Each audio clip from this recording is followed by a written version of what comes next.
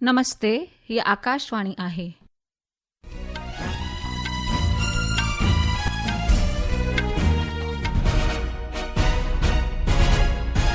हाणे तव्हीं ममता खूबचंदानी खां देश ऐं विदेश जा समाचार ॿुधंदा। सभ खां पहिरियों मुख्य समाचार। प्रधानमंत्री नरेंद्र मोदी पंहिंजी 5 मुल्कनि जी यात्रा जे 3 मरहले में अर्जेंटीना जी राजधानी ब्यूनस आयरस पहुतो। ॿी तरफ़ी कार्यनीति बांगे वारीअ खे वधीक मज़बूत करण लाइ अॼु शाम वफ़दी सतह ते ॻाल्हि ॿोल थियण वारी आहे।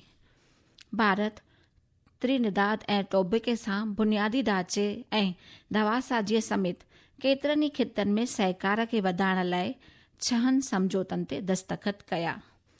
आबहवा महकमे अॼु मध्य प्रदेश में तेज़ बरसात लाइ रेड अलर्ट जारी कयो। अमरीकी राष्ट्रपति डोनाल्ड ट्रंप टैक्सुनि में घटिताई ऐं सलामती ख़र्चनि खे वधाइण लाइ वन बिग ब्यूटीफुल बिल ते दस्तख़त कया। ऐं Kidambi Srikanth Canada open super badminton tournament जे सिंगल्स सेमीफाइनल में पहुतो। हाणे समाचार तफ़सीलवार ॿुधंदा। प्रधानमंत्री नरेंद्र मोदी त्रिनिदाद ऐं टोबैगो जी कामयाब यात्रा खां पोइ पंहिंजी 5 मुल्कनि जे दौरे जे 3 मरहले में अॼु सुबुह अर्जेंटीना जी राजधानी ब्यूनस आयरस पहुतो। प्रधानमंत्रीअ जे इन दौरे जो मक़सदु ग्लोबल साउथ सां भारत जे लाॻापनि खे मज़बूत करणु आहे। ब्यूनस आयर्स पहुचण ते भारतीय बिरादरीअ प्रधानमंत्री मोदीअ जो शानदार स्वागत कयो। असांजे खातूअ ॼाण ॾिनी आहे त प्रधानमंत्री रिथाबंदी बांगे वारीअ खे वधीक मज़बूत करण ऐं सहकार जा रस्ता खोलण लाइ अर्जेंटीना जे राष्ट्रपति जेवियर माइली सां ॻाल्हि ॿोल कंदो। इन खां अॻु प्रधानमंत्रीअ गुज़िरियल शाम पोर्ट ऑफ स्पेन में मशहूरु रेड हाउस में त्रिनिदाद ऐं टोबैगो जी प्रधानमंत्री कमला प्रसाद बिसेसर सां वसीह सतह ते ॻाल्हि ॿोल कई।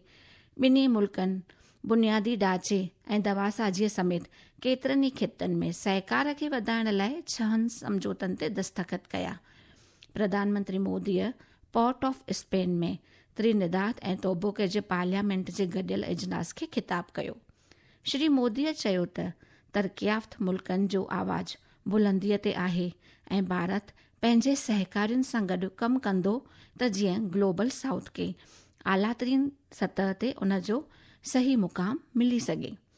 असांजे खातूअ ॿुधायो त प्रधानमंत्रीअ जो त्रिनिदाद ऐं टोबैगो जो दौरो केतिरनि ई मायननि में अहम आहे। श्री मोदी सुभाणे ब्रिक्स शिखर सम्मेलन में शिरकत कंदो। 2 ॾींहनि वारी सरबराही इजलास खां अलावा श्री मोदी ब्राज़ील जे राष्ट्रपति लुइस इनोसिया लूला द सिल्वा ऐं ॿियनि आलमी अॻवाननि सां मुलाक़ात कंदो। प्रधानमंत्री हिकु कारोबारी फॉर्म सां गॾु वाणिज्य ऐं वापार जगत जे नुमाइंदनि खे बि ख़िताब कंदो। अमरीकी राष्ट्रपति डोनाल्ड ट्रंप टैक्सुनि में घटिताई ऐं सलामती ख़र्चनि खे वधाइण लाइ तवारीख़ी bill one big beautiful bill ते दस्तख़त कया।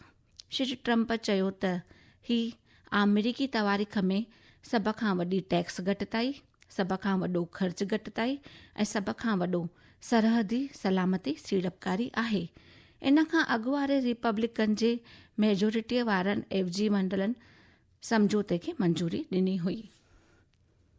ही समाचार तव्हां आकाशवाणीअ तां ॿुधी रहिया आहियो। वधीक समाचारनि जी तफ़सील जे लाइ तव्हां असांजी वेबसाइट newsonair.gov.in खे फॉलो करे सघो था। आबहवा महकमे अॼु मध्य प्रदेश में तूफ़ानी बरसात जे लाइ रेड अलर्ट जारी कयो आहे। खाते ईंदड़ 3 ॾींहनि दौरान विच उत्तर ऐं ओभर भारत में तमामु तेज़ बरसात लाइ ऑरेंज ऐं येलो अलर्ट जारी कया आहिनि। आबहवा महकमे 8 जुलाई ताईं कोकन ऐं गोवा, महाराष्ट्र, असम, मेघालय, छत्तीसगढ़, ओभरी राजस्थान, ओलह बंगाल, गुजरात, झारखंड ऐं उत्तराखंड में तमामु घणी बरसात जी अॻकथी कई आहे। अरुणाचल प्रदेश, हरियाणा, पंजाब, दिल्ली, हिमाचल प्रदेश, जम्मू ऐं कश्मीर, लद्दाख, गिलगित, बलूचिस्तान, मुजफ्फराबाद, कर्नाटक, केरला ऐं माही, नागालैंड, मणिपुर, मिजोरम, त्रिपुरा, ओडिशा, ओलह बंगाल, सिक्किम, तमिलनाडु, पुडुचेरी, कराईकल उत्तर प्रदेश ऐं ओलह राजस्थान में मंगल ॾहाड़े ताईं तेज बरसात जो इम्कान आहे। केरला में नेपा वायरस जा 2 नवां केस थिया आहिनि। कोझीकड़ में हिकु 18 सालनि जी नीगरीअ जी एक्यूट इंसेफ्लाइटिस सिंड्रोम सबबि मौत थी वई ऐं हिकु 38 सालनि जी औरत मलपुरम में इलाज हेठि आहे। कोझीकड़, मलपुरम ऐं पलक्कड़ ज़िलनि में सिहत जा अमलदार हाई अलर्ट ते आहिनि ऐं निगरानीअ जूं सरगर्मियूं वधायूं वयूं आहिनि। इन दौरान रियासत जे सिहत मंत्री वीना जॉर्ज चयो आहे त निपाह प्रोटोकॉल अॻु में ई लागू कया विया आहिनि। वाणिज्य ऐं वापार मंत्री पीयूष गोयल चयो आहे त भारत पंहिंजे शर्तनि ते व्यापार समझौतनि ते ॻाल्हि ॿोल कई आहे ऐं कंहिं बि वक़्तु मयाद जी बुनियाद ते को बि वापारी समझौतो न कयो वियो आहे। अमेरिका सां वापारी समझौते ते श्री गोयल चयो त हिकु आज़ाद वापारी समझौतो सिर्फ़ु तॾहिं ई मुमकिन आहे जॾहिं उहो ॿिनि पखनि लाइ फ़ाइदेमंद हुजे। श्री गोयल इहो बि चयो त केतिरनि ई मुल्कनि सां समझौते वास्ते ॻाल्हि ॿोल जारी आहे। CBI उत्तर प्रदेश जे संभल में मुक़रर उत्तरी रेलवे जे असिस्टेंट डिविजनल इंजीनियर ऐं संदसि ट्रैकमैन खे शिकायत कंदड़ खां रिश्वत वठंदे गिरफ़्तार कयो आहे। CBI हिकु बयान में चयो त ॿिन्ही ॾोहारियुनि खे हिकु शिकायत ते ई गिरफ़्तार कयो आहे। ॾोहारियुनि असिस्टेंट डिविजनल इंजीनियर हिकु ख़ानगी कंपनीअ जे बक़ाया बिलनि खे हल करण लाइ 2% कमीशन जो नाइजायज़ फ़ाइदो वठण जो मुतालबो कयो। CBI जी टीम हिकु जाल विछायो ऐं ॾोहारियुनि खे शिकायत कंदड़ खां 34,000 जी रिश्वत वठंदे गिरफ़्तार कयो।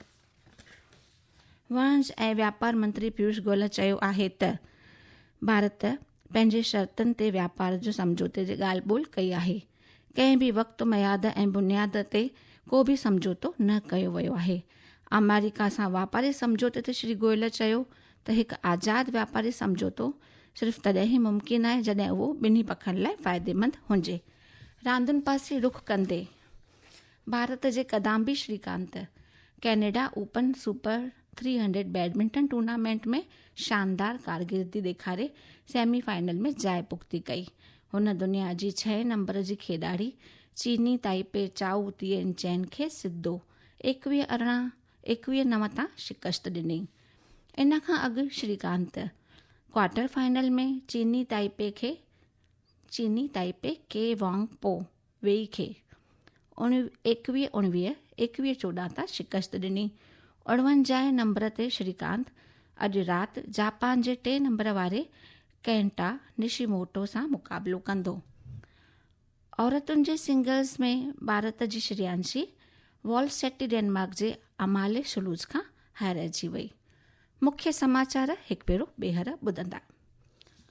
प्रधानमंत्री नरेंद्र मोदी पंहिंजी 5 मुल्कनि जी यात्रा जे 3 मरहल में अर्जेंटीना जी राजधानी ब्यूनस आयरस पहुतो। ॿी तरफ़ी कार्यनीतिक बांगे वारीअ खे वधीक मज़बूत करण लाइ अॼु शाम वफ़दी सतह ते ॻाल्हि ॿोल थियण वारी आहे। भारत त्रिनिदाद ऐं टोबैगो सां बुनियादी ढांचे ऐं दवासाजी समेत केतिरनि ई खितनि में सहकार खे वधाइण लाइ 6 समझौतनि ते दस्तख़त कया। आबहवा महकमे अॼु मध्य प्रदेश में तेज़ बरसात लाइ रेड अलर्ट जारी कयो आहे।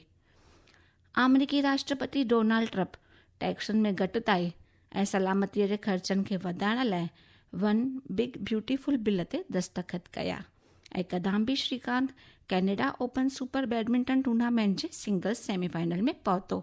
सिंधी समाचारनि जो इहो अंक ते समाप्त थियो। मूंखे ॾींदा इजाज़त। नमस्ते।